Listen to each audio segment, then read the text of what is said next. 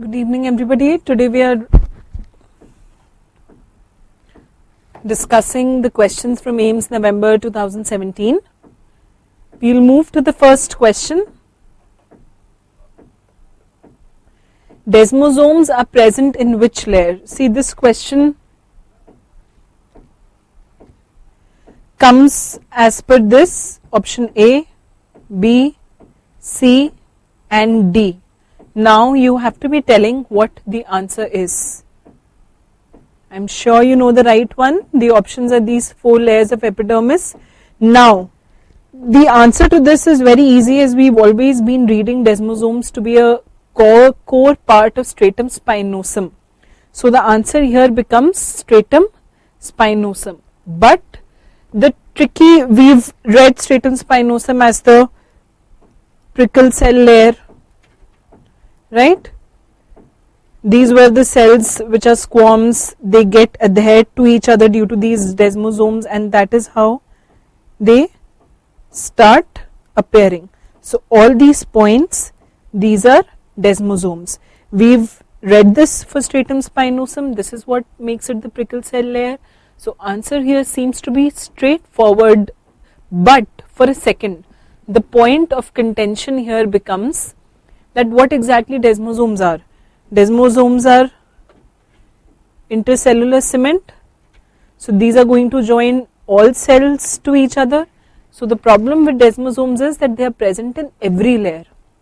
See, as this diagram tells you, that they are present here between the basal cell layers also. Then they will be present in the prickly cell layer also, and they will be present in the stratum granulosum also. You can see in this diagram here, these pink structures, they are all desmosomes, they are present in all layers, but still the main layer that you discuss when you talk about desmosomes is stratum spinosum. So do not get confused in this.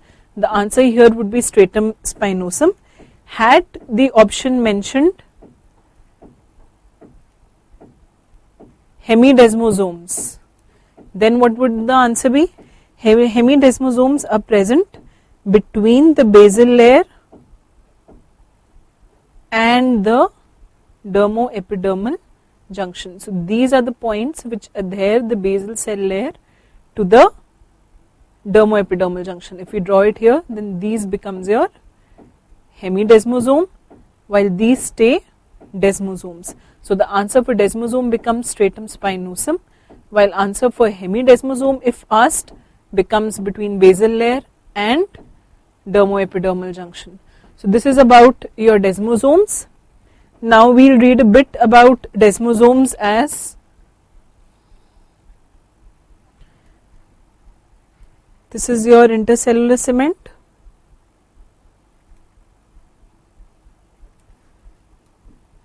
Present between 2 epidermal cells. These are of 4 types, out of which important ones for us are desmosome 1 and desmosome 2. इनके जो protein होते हैं, those proteins are called as desmogleins. These are the proteins that form desmosomes. So important is DSG 1, DSG 3. So these are the 2 desmogleins which are most important. Now as you know, in the diagram of skin, from top to bottom, desmoglein 3 is present more in the lower parts of the epidermis, while desmoglein 1 is present in more parts of the upper epidermis. So anything that damages desmoglein 3 is going to affect the lower part of the epidermis, while something that damages desmoglein 1 is going to damage the upper layers of the epidermis. And apart from this, what you also have to remember is the mucosa contains only desmoglein 3. So something that damages the desmoglein 3 is going to affect the mucosa. Desmoglein 1 will not affect the mucosa, right? So this is about desmosomes. zomes. This is what we see in this diagram also here. Desmoglein 1,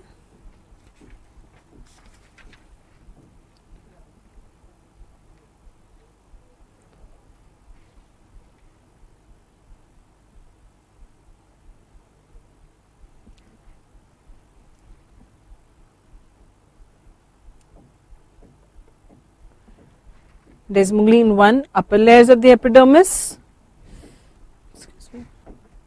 So having read what desmogleins are, what desmosomes are, in which layer they are present, lucky for those people who knew it, the next question is also on a similar disorder.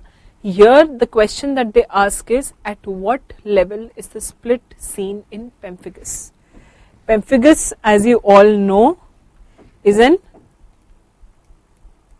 intra-epidermal vesiculobullous disorder. So this is an intra-epidermal vesiculobullous disorder. What now? Focus on the options that they have given. Now they have given us 4 options. The options here are the 4 arrows. Now where do these arrows point? We will start seeing that. There is this one arrow which is pointing towards the upper end of the epidermis. So here this arrow would mean a subcorneal split. Now there is this arrow which is pointing towards slightly lower layer of the epidermis. So that would be more of a suprabasal split. This third arrow is pointing towards the subepidermal location, which is immediately below the dermoepidermal junction, while the fourth arrow is somewhere in the deep dermis. Right? So the answer here would be depending on what is the type of pemphigus. Now the type of pemphigus is not clear since most of these questions are not on recall basis. So what exactly was the type of pemphigus asked, whether it was vulgaris, whether it was foliaceus, that is not clear. But we have to know, as a matter of fact, for our knowledge, that Pemphigus vulgaris and foliaceus, these are the 2 types, while a subcorneal split is seen in Pemphigus foliaceus, a suprabasal split is seen in Pemphigus vulgaris. So depending on what is the question asked, what it talks about, the answer would be foliaceus or vulgaris, right? And in a case that they give you only pemphigus, but your arrows have only one option within the epidermis, then your answer would be an intraepidermal split. In that case, if the arrow is marking just the epidermis, then the answer would be this one, because this is your intraepidermal split. Then the other arrows could be somewhere at the subepidermal junction, upper dermis, lower dermis.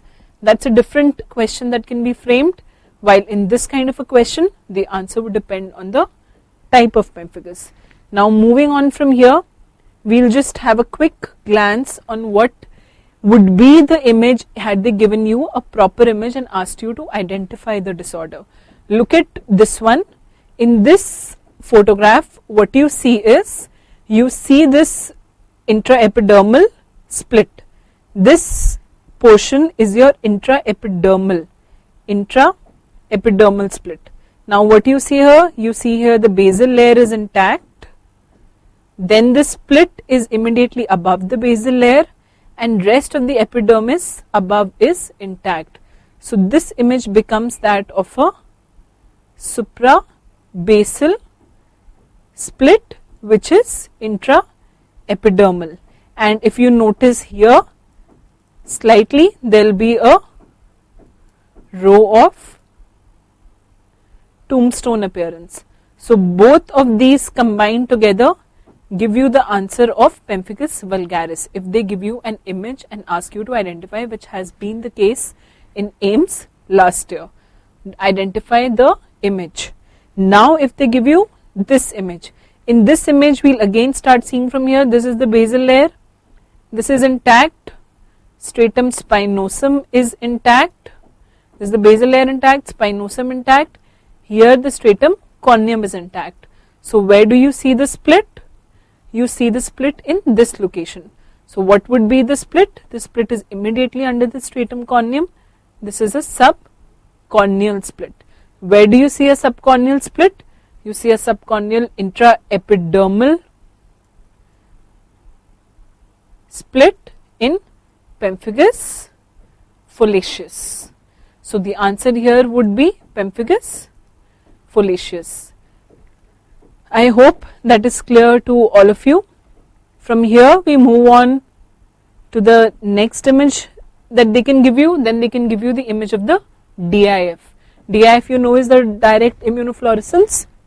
Here it is going to be a brightly lit autoantibody and antibody complex. Now this kind of a DIF, this is also called as a fish net DIF.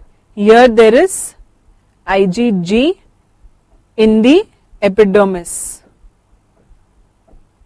and this is an intraepidermal deposition. As you can see here in the diagram, that this is the entire epidermis which is lit up.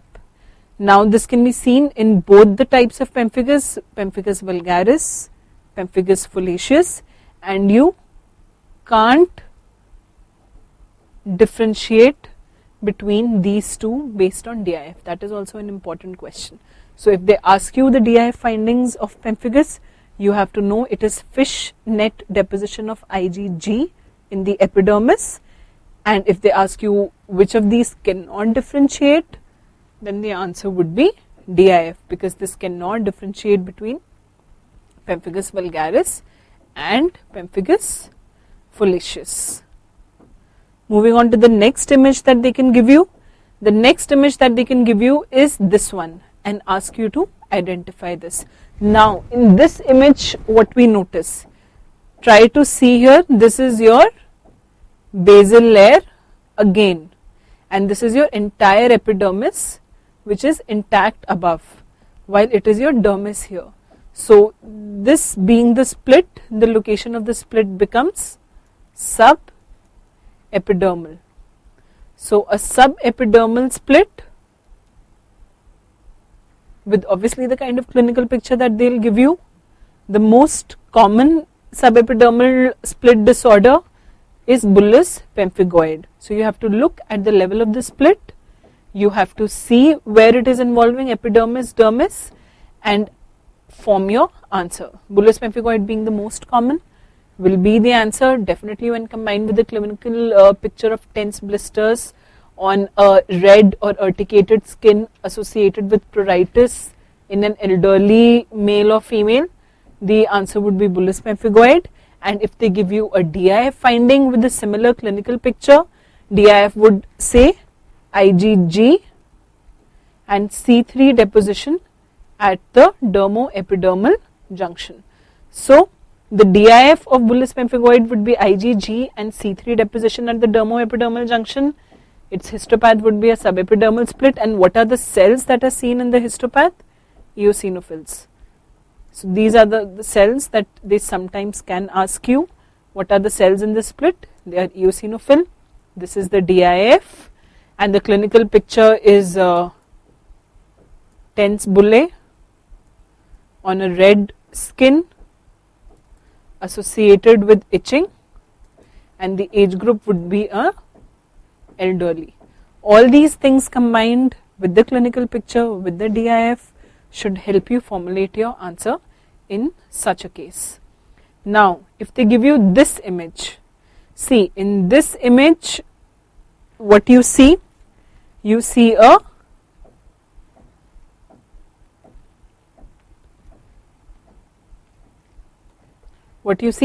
a split again. Now again if we identify the level of the split, this is stratum basale, split is below it, so this becomes a subepidermal split. Then you have these splits mainly at the papillary tips where you see neutrophils. So you see papillary tip neutrophilic abscesses, Where is all this seen? This is seen in dermatitis herpetiformis. Okay, so here also learn to identify the photograph. The photograph gives you an image of a subepidermal disorder. Here it gives you these neutrophils in the papillary tip. Combined with a clinical picture may or may not be given, because this photo in itself is self-explanatory. Now what would be the clinical picture with dermatitis herpetiformis? There will be itchy, papillovesicular lesions on the extensors, and there will be no mucosal involvement seen. So this kind of a clinical picture without the mucosa with such a histopath should help you identify in case the question is talking about dermatitis herpetiformis. Now another thing that they ask you with dermatitis herpetiformis is celiac disease or gluten sensitive enteropathy. That is what is the most common association that you find with dermatitis herpetiformis, and that is why a gluten free diet is recommended as a part of treatment for dermatitis herpetiformis. Apart from the histopath, what else do they very commonly ask you in dermatitis herpetiformis? They ask you the DIF. Now what does the DIF tell you? DIF tells you granular IgA at the dermoepidermal junction.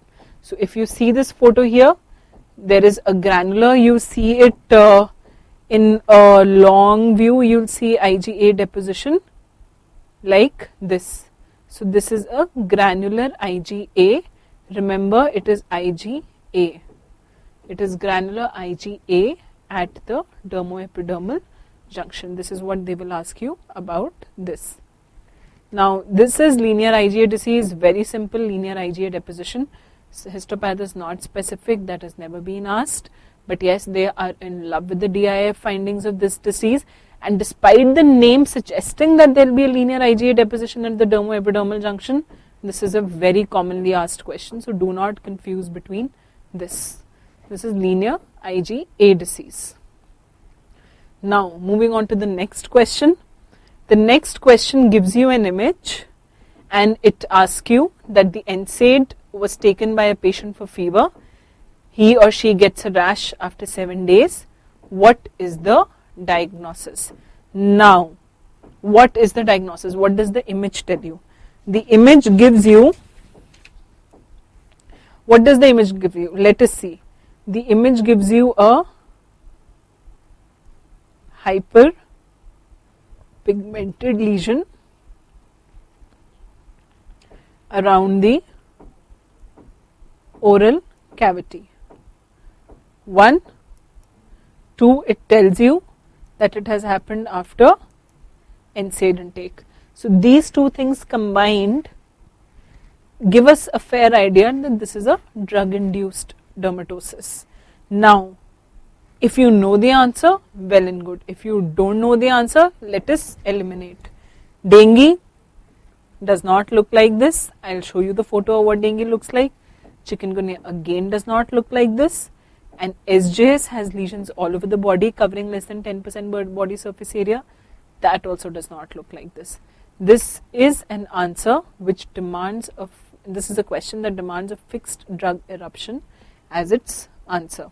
Now moving on to what FDE is. See this, it is a drug eruption that occurs at the same location.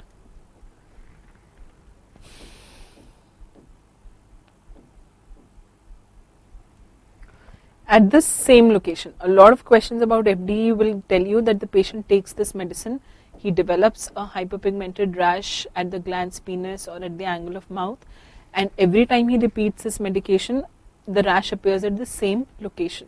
So that is a very important pointer towards the diagnosis of a fixed drug eruption. Then very important, it's a violaceous plaque with the surrounding erythema, and it heals with pigmentation. They'll ask you many a times in the question that this lesion developed and then it healed with pigmentation. What is the diagnosis? So healing with pigmentation is a very important feature of FDE. Sites commonly asked include perioral region, periocular lesion, and the genital area, most commonly glands in men. And causes, the questions mostly roam around NSAIDs, tetracyclines or sulfonamides. These are the most common medicines associated with the fixed drug eruption. So this is how the photo can look like. This is a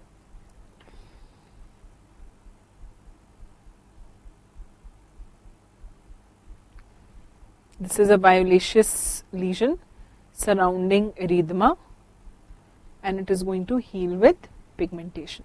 So that is how an FDE looks like. Now we move on to the other options. It is also important to know what they look like in case you are asked. This is the rash of dengue or chikungunya. See, both of these are viral exanthems. They come around 2nd to 5th day of fever, and this will be a red diffuse rash over the body, and it will be generally asymptomatic. So this is how a rash of dengue or chikungunya is going to look like. It is not going to look like what they have shown in the photograph.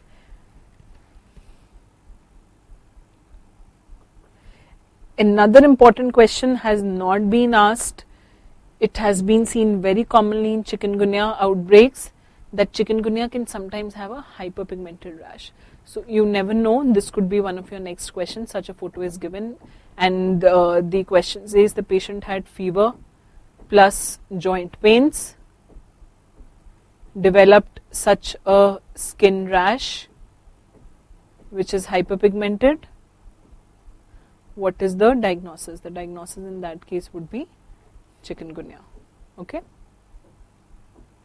And the fourth option mentioned SJS 10. SJS is going to look like this. There are going to be multiple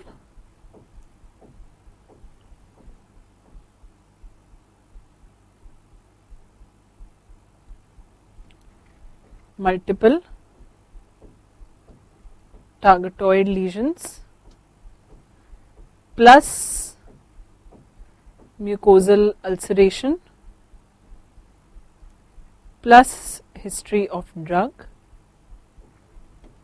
involving less than 10% BSA. So all this combined, the answer is SJS.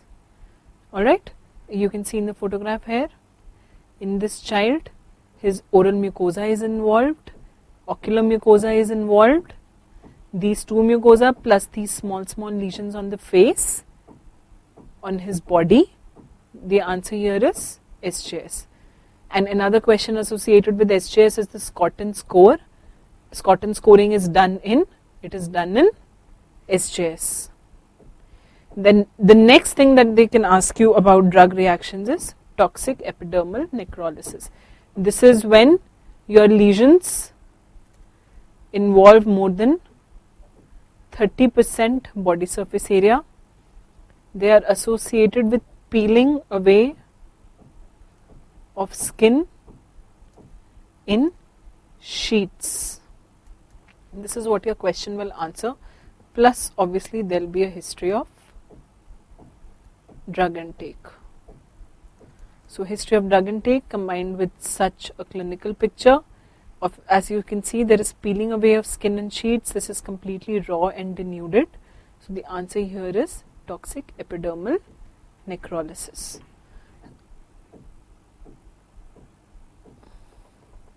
So, I hope that the question here is clear. NSAID was taken, patient gets a rash. What would be the answer? Answer would be a fixed drug eruption.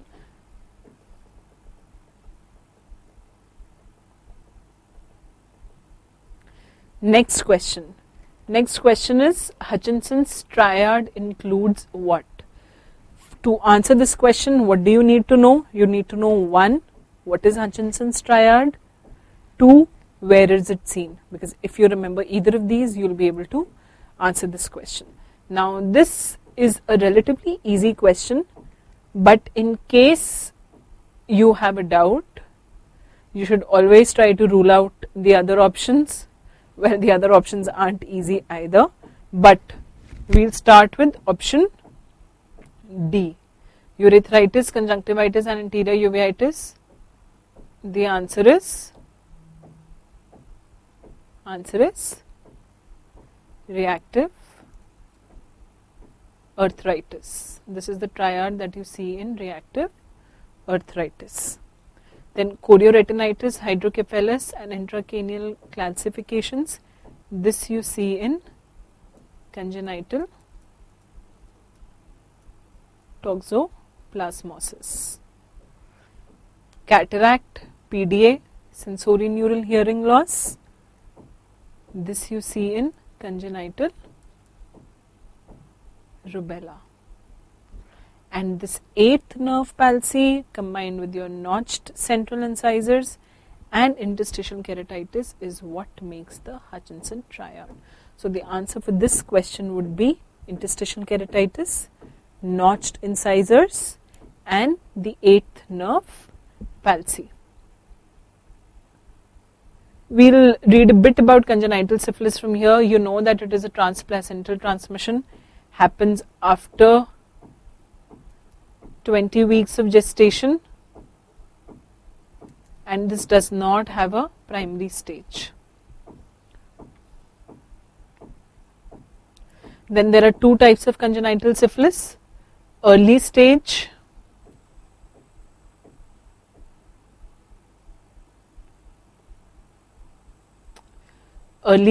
and late stage. Early is what happens in the first 2 years of manifestation, late is what happens after 2 years of birth. Early stage is the one which is infectious, while late stage is non-infectious, and organogenesis is not affected in syphilis. This has not yet been asked, but I am sure it can be. Now there are some important findings of both these stages that you need to know. For early congenital syphilis, mucus patch,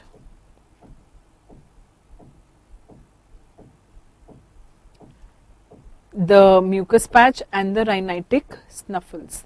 The snuffles is an important point. Then you also have to know that these are highly infectious and the patient can have bullous skin lesions which are known as Pemphigus syphiliticus. If you remember a question from secondary syphilis, it says which lesions are not seen in secondary syphilis. Answer would be 1, 2, 3, 4 options. One option would say vesicular rash. Vesicular rash is not seen in secondary syphilis. Only place where a vesicular rash is seen in syphilis is congenital syphilis, where it is called as a Pemphigus syphiliticus. Please remember this, very, very important. And the next thing that you have to remember is pseudoparalysis of parrot. All these 3 points, rhinitic snuffle, infection, vesicobullous lesions and pseudoparalysis of parrot, these are all 4 potential MCQs from early congenital syphilis. Now this is what a diagram shows you. These are vesicobullous lesions seen on the body of the baby with syphilis. So these are punched out blistered lesions. Now from here, punched out blistered lesions is different, but if the question just tells you that there are vesicles and pustules on palm and sole, okay, you will know that these are congenital syphilis early. But just in case this is associated with itching, this is associated with the family history of lesions which are itchy, then your answer becomes scabies. Do not forget that. these are both differentials of vesicular rash in a neonate. If this vesicular rash is associated with rhinitis,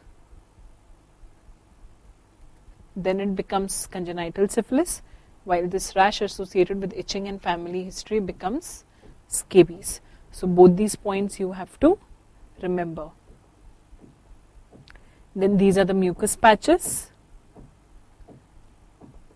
Mucus patches coming from early congenital syphilis to late congenital syphilis. These are the features that are MCQs for late congenital syphilis. You have Hutchinson triad, you have saddle nose, you have perioral regards. Other than that, you also have mulberry molars. So these are the features of late onset congenital syphilis. One of the questions that was asked is based on this only, which is your Hutchinson triad. Now moving on to what Hutchinson triad is. This is sensorineural deafness combined with centrally notched peg-shaped central incisors and interstitial keratitis. This is a photo. If they show you a photo, you have to notice that one, these are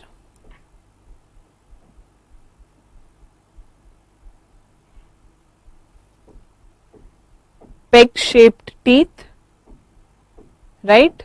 They are centrally notched and they are incisors. So all these features point towards Hutchinson teeth. Next, what they can give you, this is interstitial keratitis. So interstitial keratitis, Hutchinson teeth and sensorineural deafness or the 8th nerve palsy. What your question gives you is 8th nerve palsy, which is what is a sensorineural deafness. So do not forget this triad. Now, another question from radiology that they ask you, the Wimberger's sign for this. And next thing that they also ask you is sabrations or Sabri tibia. This is also seen in late onset congenital syphilis or the stigmata of congenital syphilis. You have to remember that this is seen as Sabri tibia or Sabri shins. Treatment of choice for congenital syphilis. All the syphilis, the treatment of choice is IV penicillin G, except this is the treatment of choice in primary, secondary, tertiary syphilis as well as congenital syphilis, except neurosyphilis, where the treatment of choice is aqueous penicillin G. ठीक है? That is about the treatment of syphilis. This is just one of the diagrams that you can find about this.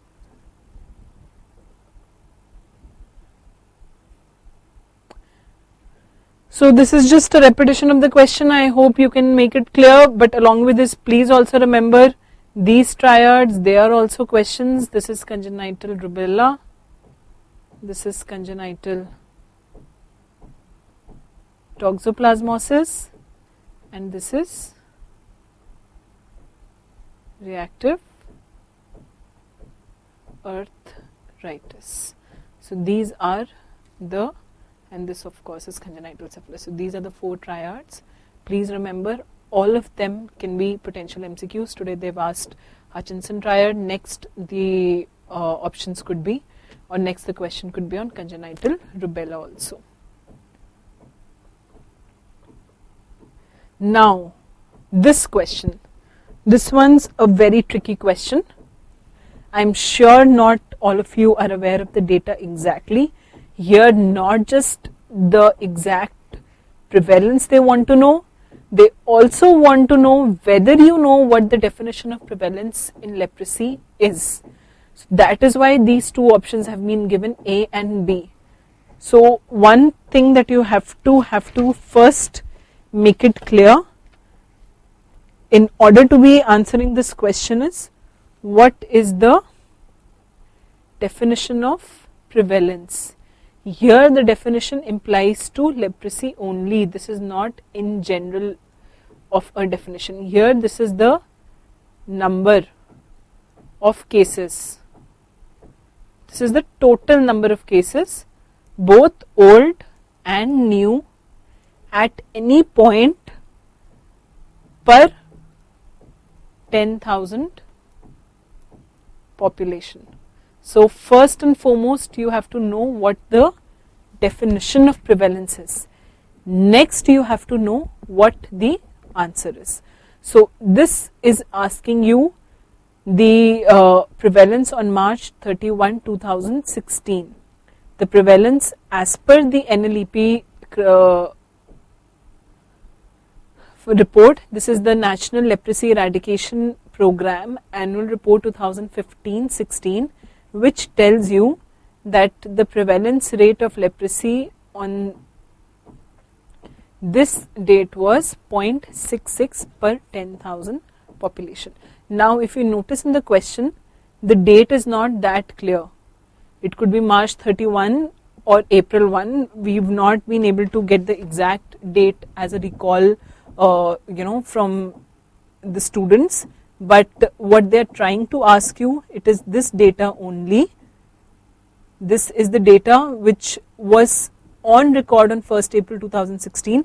That means this data runs from 1st April 2015 to 31st March 2016. So this is the data duration on which it is taken into account. So what you report on 1st April 2016 is this. So do not get confused if the date was 31st March or 1st April. That is not going to change our answer. The answer would remain the same. And if we notice here what they have asked, then they have asked us the prevalence rate, and the prevalence rate here is 0.66 per 10,000 population. Now move on to the options there. 0.66 per 1 lakh population, 0.66 per 10,000 population. So 1 per 10,000, 2.66. Both these figures you have to remember. This was about leprosy prevalence in India. This is not the global data that they are asking. And if you still don't know what the exact answer is, these two you can eliminate, because the prevalence overall in India has to be less than 1, because we have already eradicated leprosy way back in 2005. So the answer, in case that these were not the two options, the options would have been 0.66, 1.67, 1.33 or 2.1. Had these been the options, then also you would have marked 0.66, because it has to be less than 1 in the answer. That is what is the definition of eradication of leprosy, and we have already eradicated it way back. 12 years back, our prevalence came down to less than 1 per 10,000 population. So here, yes, they have asked you a trick question, 10,000, 1 lakh, but in case that was not the option, there were 4 numbers, then you can very easily tag the answer as the one which is less than 1. Obviously knowing the exact prevalence helps when you are going to your MCQ. Rest of the other data they have never asked, but please remember this annual new case detection rate. This is 9.71, and here you have to remember this is per 1 lakh population. This is per 10,000 population. Do not get confused between these two.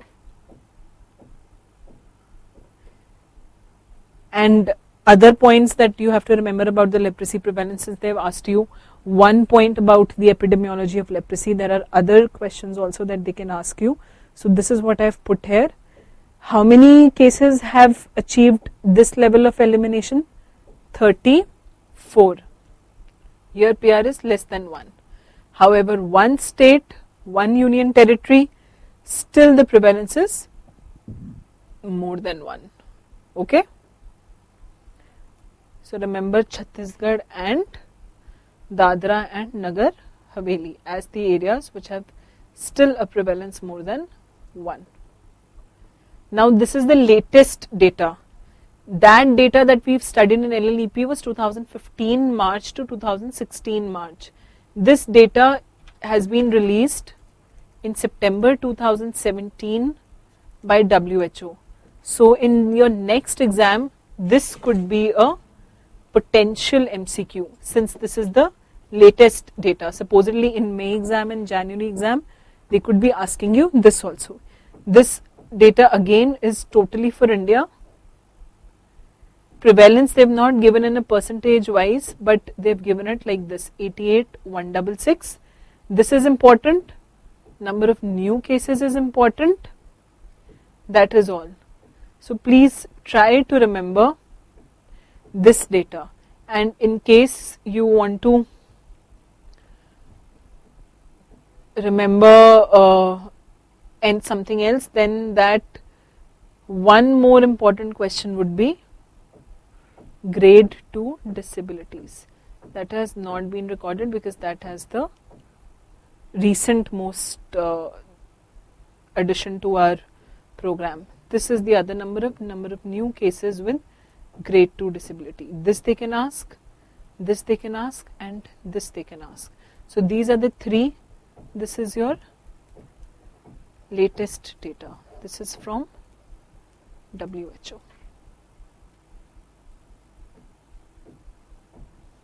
Now moving on to the next question. This question talks about a 23-year-old man who has itching in his hands. On a biopsy, the structure in the image was seen. What is the diagnosis?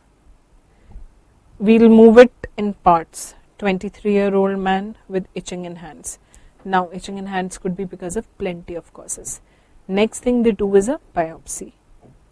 Thirdly, they see a insect-like structure in it.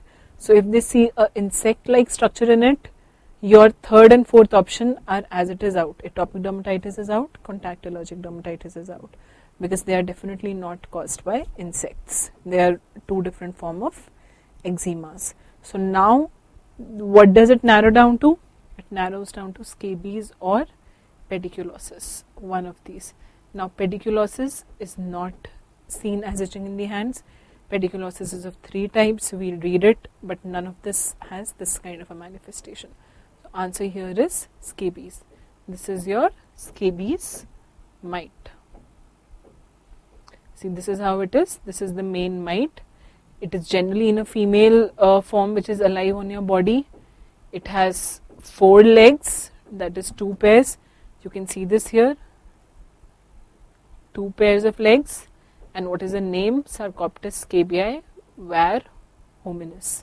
So you have to learn to identify the mite. Now you also have to know where this mite lives.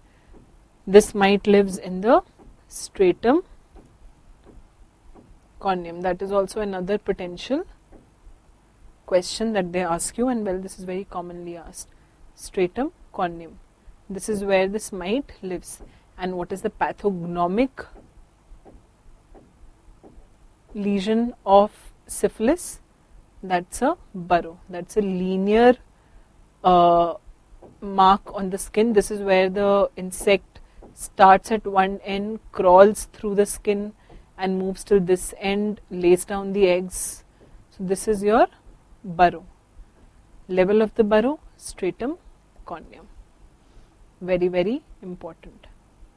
Other than that, other questions on scabies, generally the question would say that it is a very itchy condition.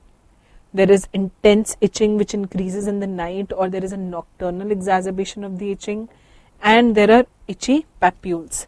Now where are those papules present? Those papules are present in this location.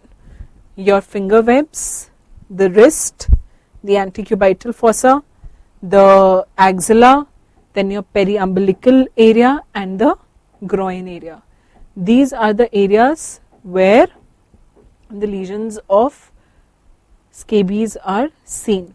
And if you draw this in the diagram here, this becomes a circle. This is called as your circle of Hebra. So they also ask you, where is the circle of Hebra seen? that is seen in scabies. These are some of the photos that they can give you because these are the most common sites. These are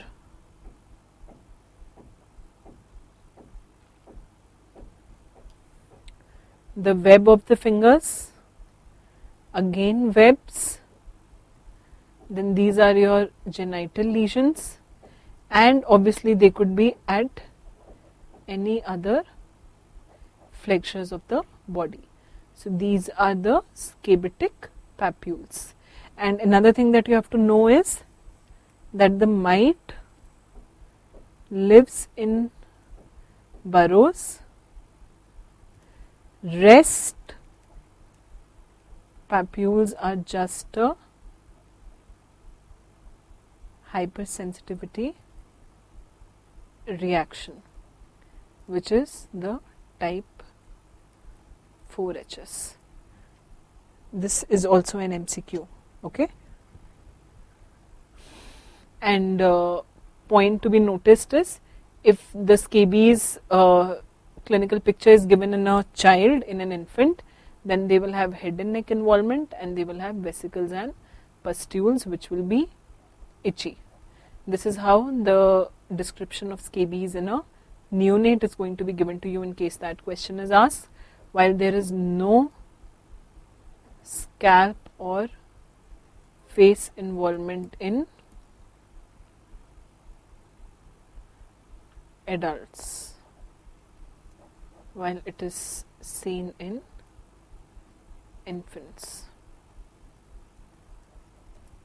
This is about scabies.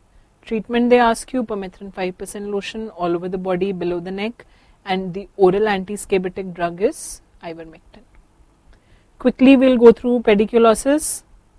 Pediculosis is of 3 types: the head lice, the body lice and the pubic lice. You have to know the name of these causative pediculosis, very very important. Then another important thing is you have to know how to identify. In this, if you see, they have 3 legs pairs, means they have 6 legs in total, 1, 2, 3, while the scabies might had only 2 pairs. So identify from this, count the number of legs, see the structure. This is a dorsolaterally flattened organism. This will help you identify. This has 6 legs and it causes itching or a tickling sensation. Here also the itching is due to a hypersensitivity response to the saliva of the louse. That is also a commonly asked question. Then you will see nits fixed to the hair shaft. They can give you such a photo and ask you to identify the causative organism or identify the disease in which they are seen. What would be the treatment? So, you know, from this one photo, multiple questions about pediculosis can be framed. This is again nits which are closely attached to the hair shaft. Treatment, they can ask you. There in scabies the treatment was 5%, while the treatment for pediculosis is 1% permethrin.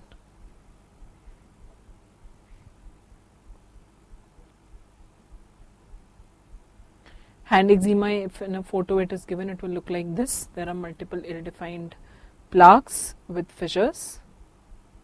Now moving on to the next question. The next question mentions a 5-year-old boy who had painful sores in the mouth with a rash on the hand along with fever. With these rash on the hand and the mouth combined with fever, the causative organism, that's a little tough one, but you have to see that these are painful sores, these are targetoid lesions. Where would this be seen? Identify the disease first. The disease here is hand and mouth. 2 components you see in the photo. Third component is feet. So the disease here is hand, foot and mouth disease. Now, to know the organism, let us see the options. The options mention pox virus, Coxsackie virus, HHV7 and HIV. What is the answer here? The answer here is Coxsackie virus. None of these causes such a clinical picture. Okay? None of these. Now, to see at a glimpse what hand, foot and mouth disease is. This is caused by viruses that belong to the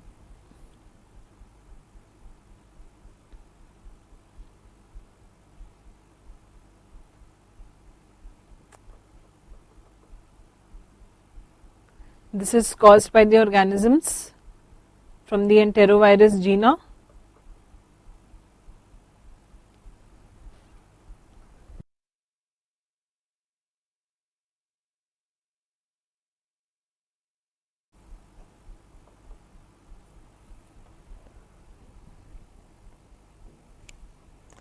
So now moving on to hand, foot, mouth disease, we will catch a small glimpse of this disorder. This is caused by viruses that belong to the enterovirus genus.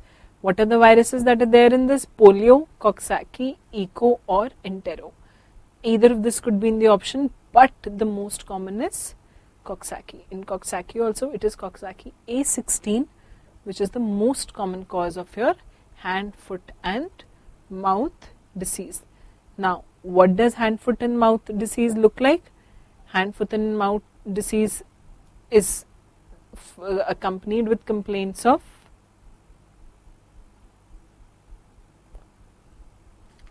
fever, reduced appetite, sore throat.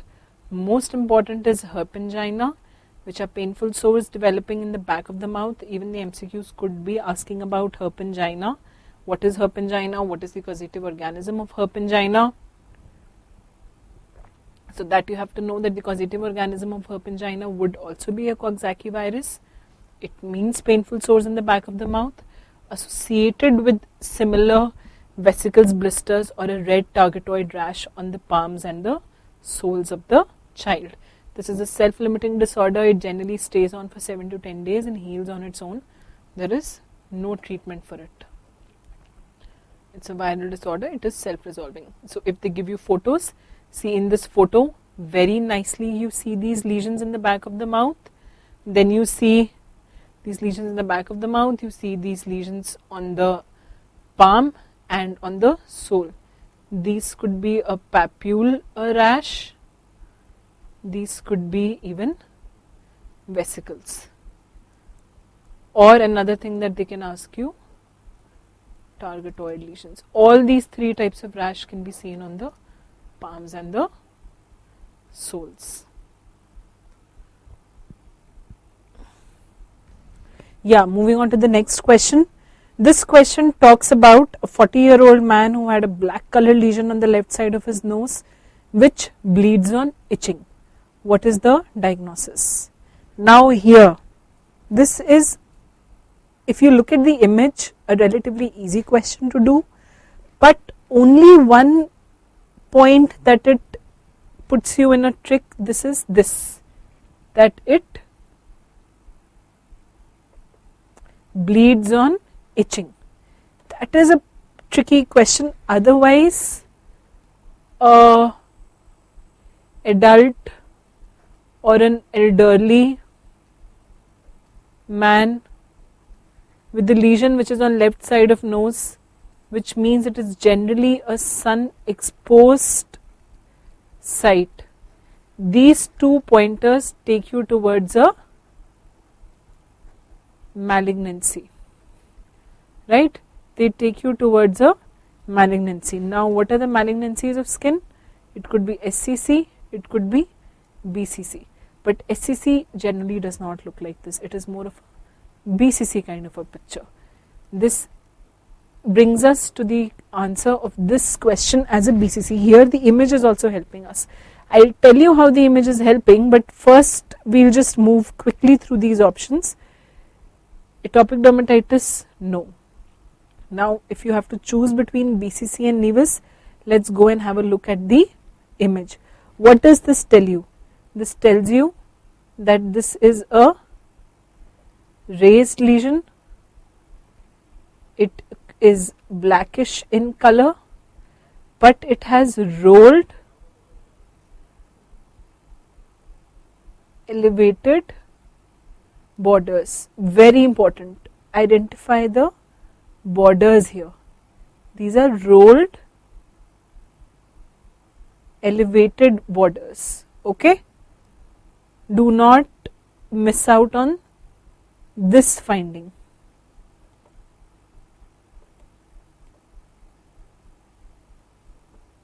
Rolled elevated borders. This should be enough to take you to the answer of BCC. This is enough to give you that answer. Only thing that troubles you with this bleed or itching, but that could happen, even BCC could have a central erosion, it could bleed when you itch because definitely it has an erosion. So do not get confused with this point. Look primarily at the picture, try to identify the disease, go back to the question, see what it is giving you. It is giving you left side of the nose. This side of the nose, this medial canthus, these are the most common sites for BCC development. So take these two cues from the question, try to come to the answer. If you still cannot, then rule out the other options. How do you rule out the other options? Atopic dermatitis does not look like this. It is an eczematous rash. Nevus is definitely black in color, but there is no bleeding from it. So that rules out nevus as one of the options. SCC, yes, it bleeds, but not just on itching, it could be spontaneous bleeding. See, it has that exuberant granulation tissue, it can bleed, and it may not necessarily be on the left side of the nose. Still, this is a confusion between BCC and SCC. So then you go to the image, you see the image, you see the margins, you identify that they are talking about basal cell carcinoma. Now, just to revise the typical features of a BCC, this will be a raised lesion.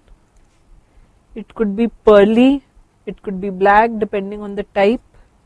Then it will have elevated rolled borders, and it will have telangiectasias on the surface that you can see here. See, this is a telangiectasia, this is a telangiectasia. Most common site near the medial canthus, and this is also the most common cutaneous malignancy seen on sun exposed sites. So these are quick revision of what a BCC is. I hope you can now identify once they give it to you in question. Now, if they had given to you a squamous cell carcinoma, that would look more like a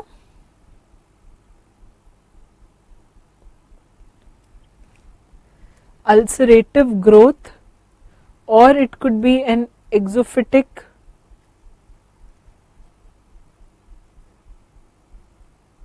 fungating mass. Again, it is due to sun exposure, so you can see it on sun exposed sites. It can bleed, yes, but the margins are not going to be like this. You see, it is more of an ulcerative kind of a thing. So that is not how the image in the question was. So even that image helps you to identify what the answer is. Definitely does not look like a squamous cell carcinoma. And had it been a nevus, nevus would look like this. It is a black colored lesion, it is on the nose, but no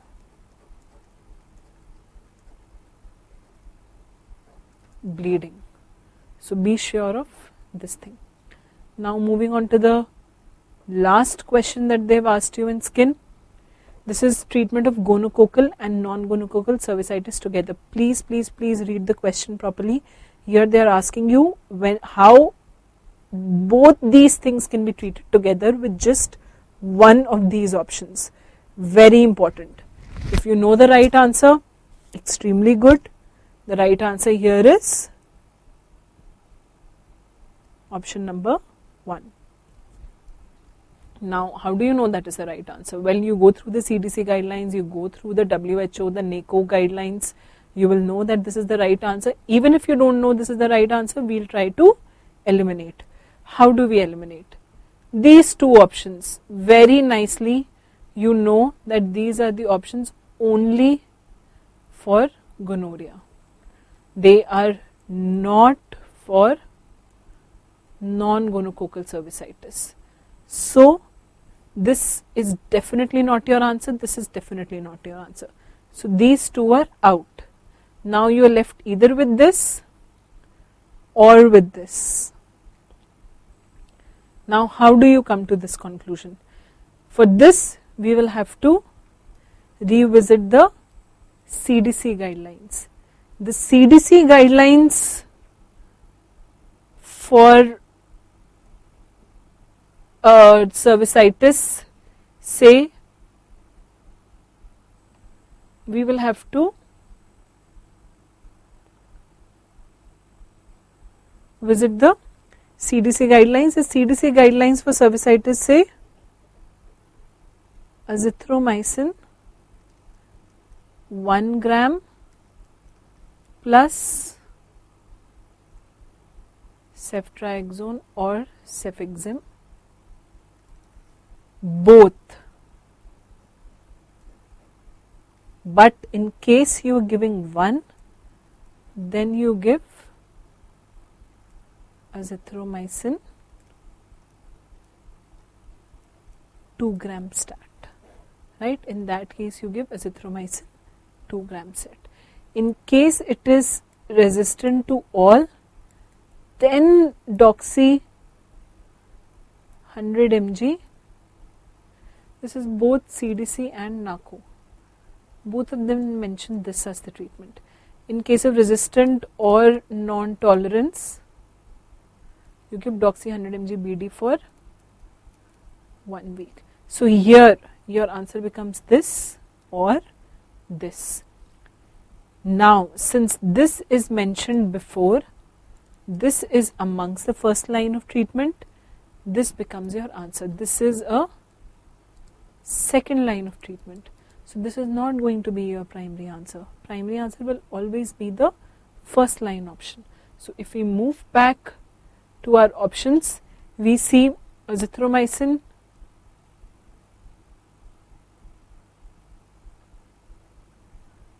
we see azithromycin 2 gram start dose, this and doxy 100 mg BD. Since we've already ruled these out, we are left between this and this, but this is a first line agent, this is a second line agent. So if you have to mark one as the answer, this is going to be your answer, azithromycin 2 gram stat dose as a treatment for gonococcal and non-gonococcal cervicitis together. So this also tells you that you have to go back and revise this, treatment, both the syndromic management kits for cervicitis, for urethritis, for genital ulcers, pelvic inflammatory disease. These are all potential MCQs both for community medicine, for dermatology and venereology, and even in gynae they ask you the treatment for this. So these are all potential MCQs since they've asked cervicitis this time. Next time the question could be on urethritis. So you should go back and revise these. With these we come to the end of the MCQs for dermatology asked in November 2017 AIIMS. In case you have any doubt, you can always email at my email ID, which is apallavi99@gmail.com. Any queries, any doubts, any help that you require, you can get to me on this, and all the best for your upcoming exams. I am sure you'll all do well.